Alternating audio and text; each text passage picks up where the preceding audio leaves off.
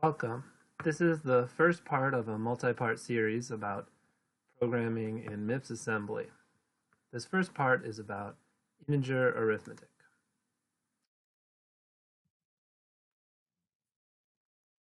The assembly language program will be using the MIPS Instruction Set. MIPS is a reduced instruction set computer, or RISC, primarily used in the embedded systems application domain. MIPS was a response to the growing complexity and increasing cost of what are now known as CISC, or complex instruction set computers.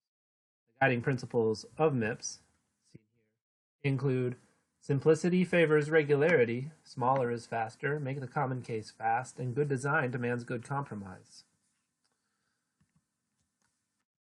MIPS is known as an instruction set, and the resulting processor based on MIPS is an instruction set architecture. Computers may have different kinds of instruction sets. For example, your typical Intel processor has an Intel x86 64-bit instruction set. The available instructions of the computer tell the processor what to do.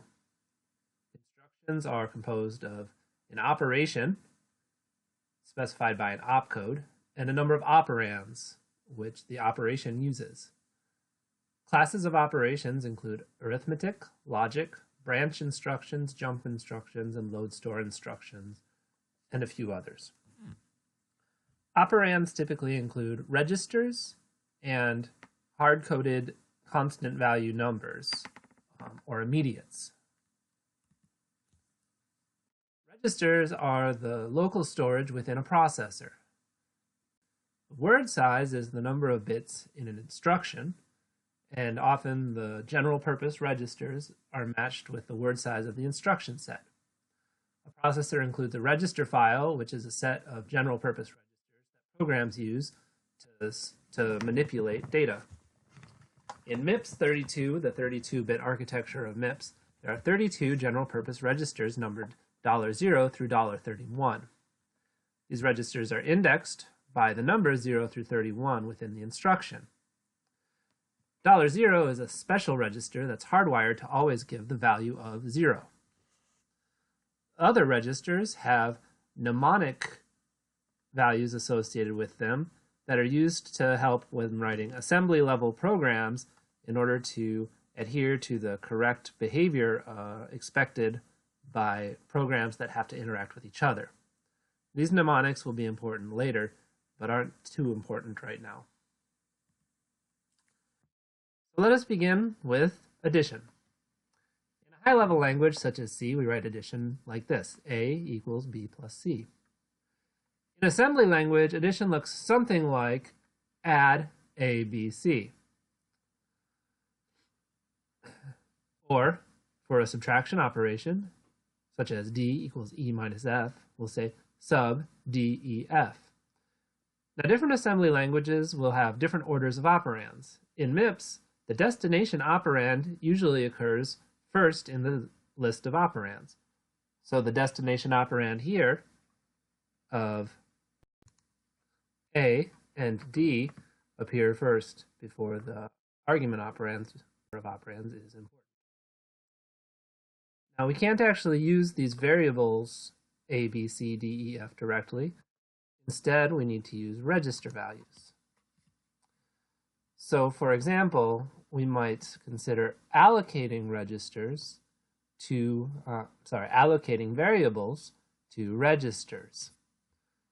So the A variable might be allocated to the $1, B to $2, C to $3.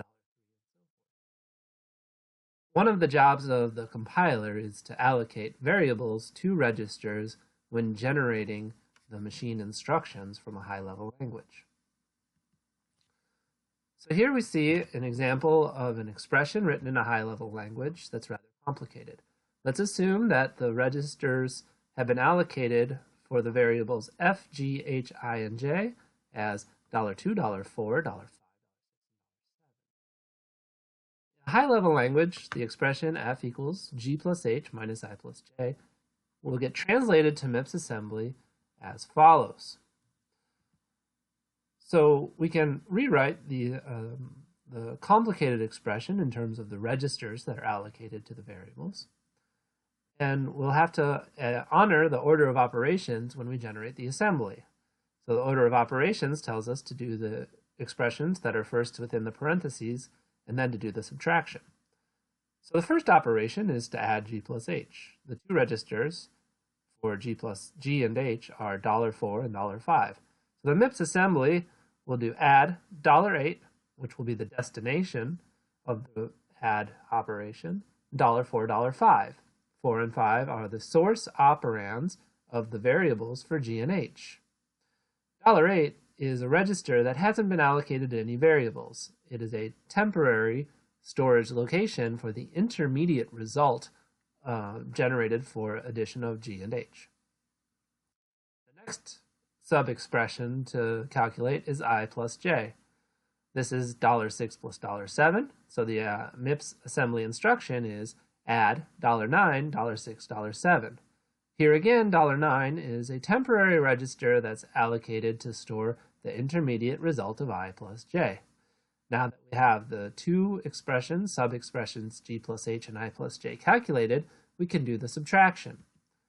Subtraction is sub $2, that'll be the result, $8, $9. So that $8 minus $9 will get stored into $2.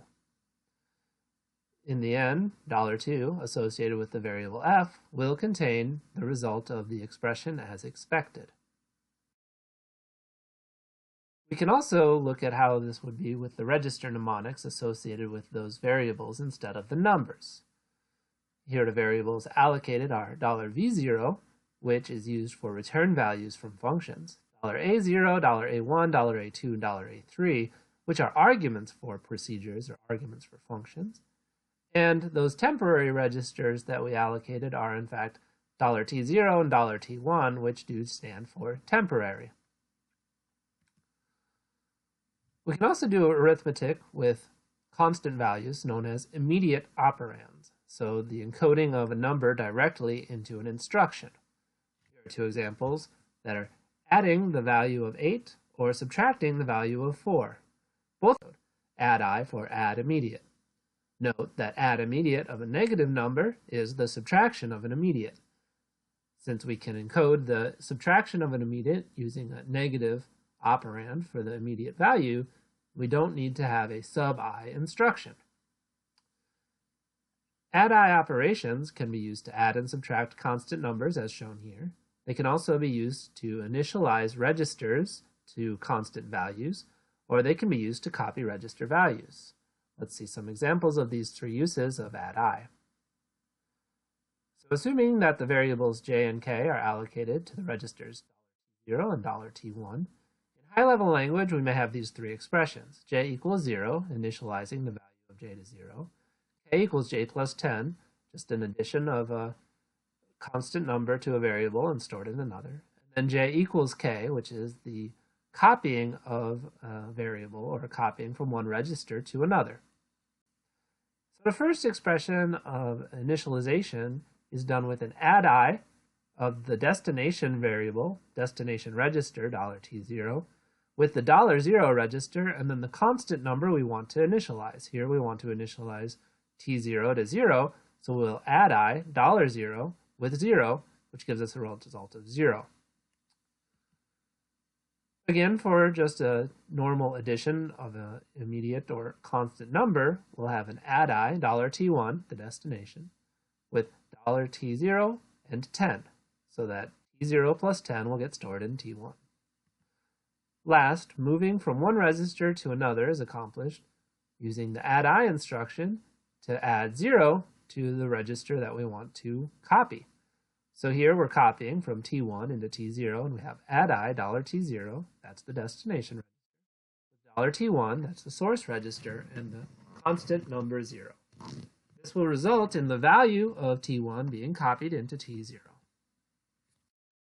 Some other arithmetic operations besides addition and subtraction are listed here.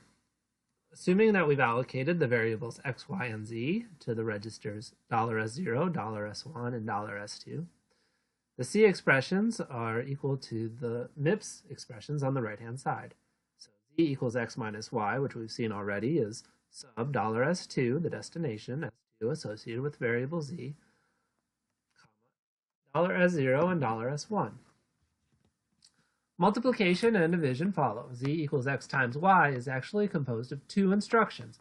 First, the mult instruction, $s0 and $s1, multiplies the two source operands.